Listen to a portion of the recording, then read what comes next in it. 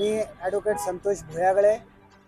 पिसादेवी 18/8/2022 रोजी पिसादेवीला जनार्दन कसारे यांचा जाती द्वेषाने जो काही खून झाला, त्या खुनाच्या अनुषंगाने शासनाकडून ॲट्रॉसिटी कायद्याअंतर्गत पीडित कुटुंबाला अर्थसहाय्य व नोकरीची तरतूद आहे.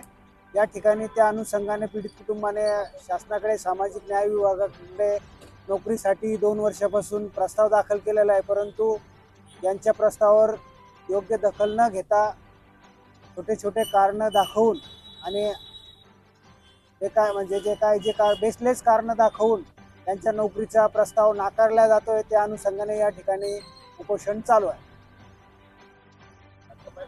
आजचा 3रा दिवस आहे. जोपर्यंत आमची मागणी मान्य होत नाही तोपर्यंत या ठिकाणी उपोषण चालू ठेवण्यात येईल. कलेक्टरला वेळोवेळी या ठिकाणी निवेदनं दिलेली आहेत.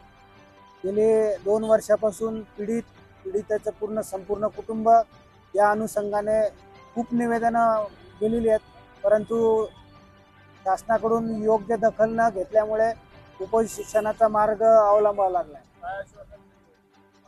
बघू, पुढच्या वेळेला या पत्रव्यवहार करतात आणि फक्त वेगवेगळे कारण दाखवून वेळ काढूपणाचे पत्रव्यवहार केलेला आहे, परंतु असं ठोस कारवाई करत नाही म्हणून उपोषण करीत आहोत.